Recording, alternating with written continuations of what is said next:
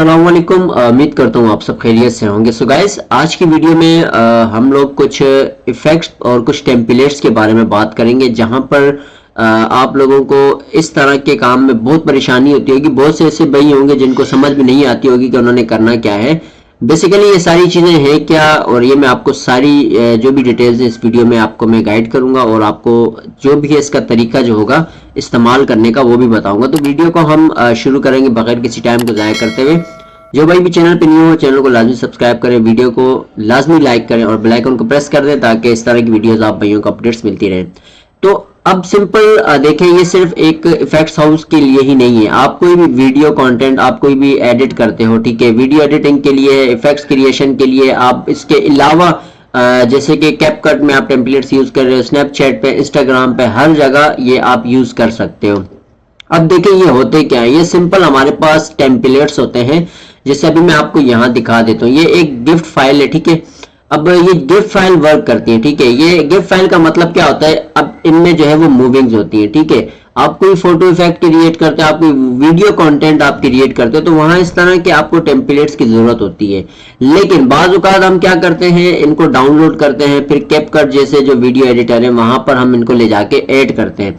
वहां जाके हम इनका बैकग्राउंड तो रिमूव कर लेते हैं, लेकिन फिर जब हम उस फाइल को सेव करते हैं किसी दूसरे प्लेटफॉर्म पे, हम अगर उसको इस्तेमाल करना चाहें, तो वहां पर वो बैकग्राउंड जो है हमें वाइट शो करता है। ये आपने लाजमी देखना है। बहुत से सॉफ्टवेयर में ऐसा होता है कि सेव करने के बाद वो आपको फिर भी शो करता है।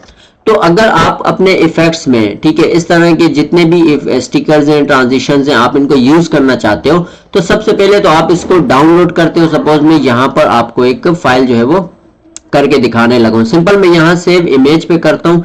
जैसे ही मैं इसको डाउनलोड करूंगा, ऑटोमेटिकली ये मेरे डाउनलोड पे हो जाएगी, ठीक है। उसके बाद मैं आता हूँ अपनी ezgift.com जो हमारी वेबसाइट है। यहाँ पर आने के बाद आपने बाकी काम करना होता है। तो हम क्या करेंगे, पहले हमने गिफ्ट जो भी हमें टेम्पलेट पसंद आया, हमने उसको डाउनलोड किया, और ये इफेक्ट्स में बहुत यूज होते हैं। जैसे मैं आपको बताऊं, फोटो इफेक्ट्स है, वहां पर आपकी इस तरह की ट्रांजिशन, इस तरह के स्टिकर्स, इस तरह के ऑडियो इफेक्ट्स बहुत इस्तेमाल होते हैं। तो आप इनका जो है वो इस्तेमाल कर सकते हो। तो सिंपल जब आप इस तरह की वेबसाइट पे आते हो, वेबसाइट पे आने के बाद यहाँ देखो हमारे पास गिफ्ट मेकर है, वीडियो टू गिफ्ट है।